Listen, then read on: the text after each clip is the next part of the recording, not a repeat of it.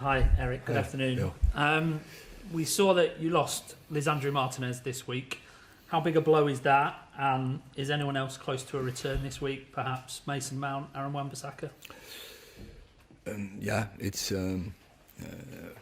setback, of course. Licha just returning. You see his contribution to the team when he's playing. So he brings, apart from his technical skills, also mentality in the team. But it's a big setback for Licha. He's very disappointed about it, but he's a fighter and he will be back. He will be stronger back. We think he can still be back by the end of the season. So there are games to play, and as a squad we have to replace him, and we have very good players in that position who can play there and will play there and will perform there. So as a squad we have to deal with it.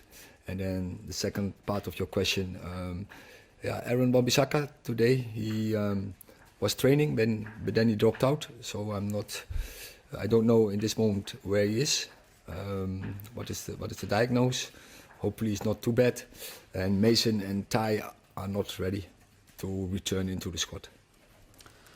Sir Jim Ratcliffe has been quoted as saying he wants Old Trafford to be a Wembley of the North going forward. I just wonder, I assume that's music to your ears, but as a manager, would you welcome changes to the stadium, even if it meant you had to perhaps play away from Old Trafford while the work was done?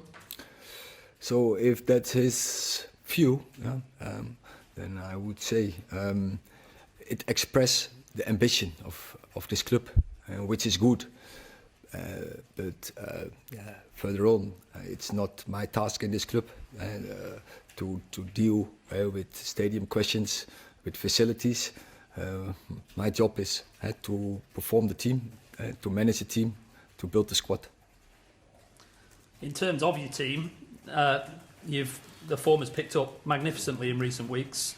You're on your longest unbeaten run of the season now, and the goals have started coming as well. After 18 in your first 18 league games, I think you've scored 13 in your last 5. Were you always confident that would happen? And is it kind of the fact that Rasmus has found his form, Garnacho on the right, that it's clicked? Yeah, players need time, especially young players. You mentioned like Rasmus and Alejandro.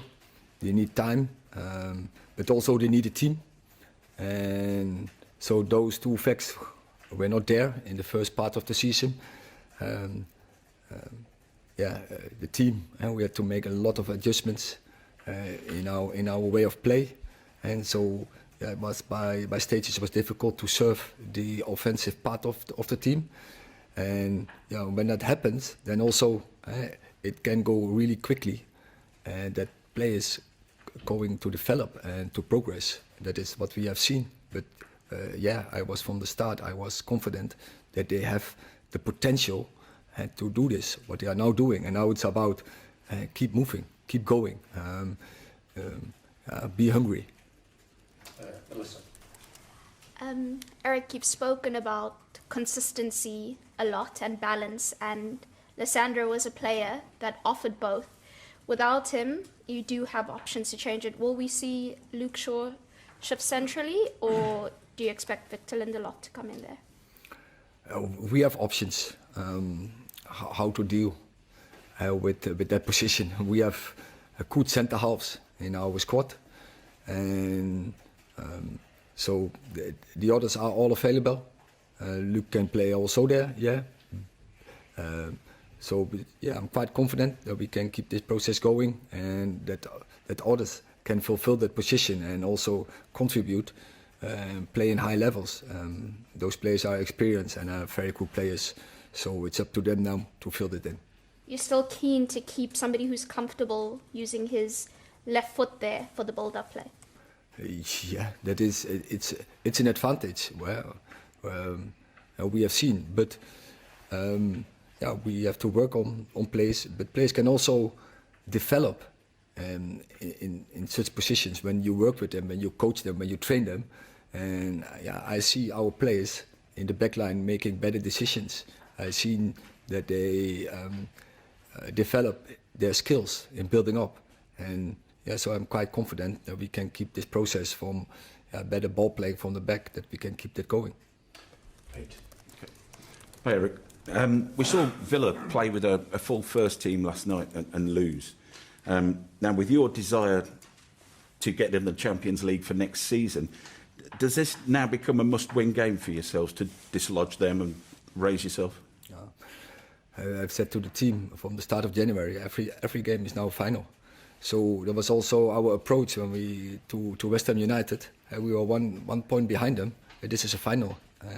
We have to take this challenge. We have to see this as a final, and so that will be every game from now on for us. So yeah, we are already in that mood. Eleanor.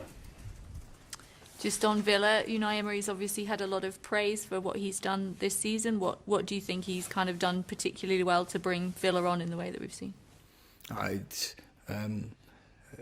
It's very good how we develop this team, and it's very clear how they want to play in and out of possession. And I think the players know exact what they have to do, their jobs, and how it has to cooperate with each other. So they are a really team.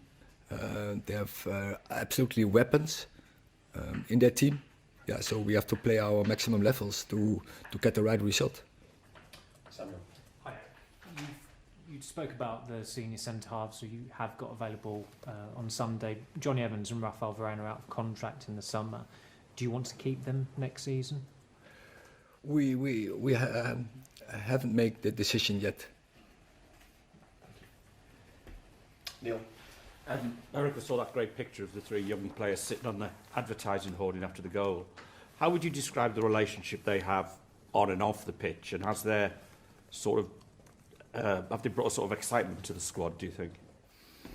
Yeah, I think they enjoy to play together. There's adventure. They are a danger. They want to do it together. They want also to pass the ball to each other. Also that everyone can play to their qualities, and also that everyone can score goals.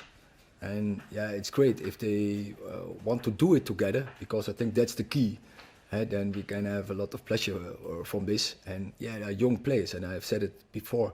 I think the future for Manchester United is quite bright with such much talent on board. But we have to develop the talent, because yeah, there's a lot of space for improvement, and that's necessary if you want to go to top levels. And this club wants to achieve a lot. This club wants to win trophies, so very ambitious. So then they have to step up. They have to bring higher levels. They have to bring consistency in their game, but also against the best opposition, they have to express the same threat and the same, especially. It's all about that and product. Jenny. Hi, Eric. Just going back to Lisandro Martinez, you've had some serious bad luck with injuries this season. Now, he came off initially in the incident, then he went back on. What was the thinking there? That maybe made it worse? Did it aggravate it? The fact that he went back on and tried to play on?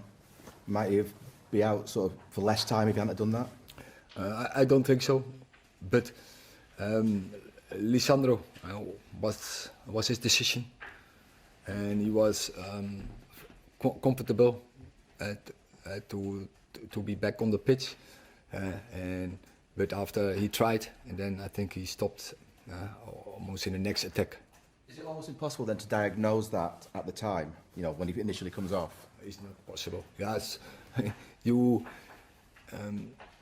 In some situations, it's clear and obvious, but so there's always a grey area, and it's very difficult already to see when you are on the sideline. So what happened there? And of course, we have the screens. We've seen it as well, and of course our medicals are over there, and they communicating with the player.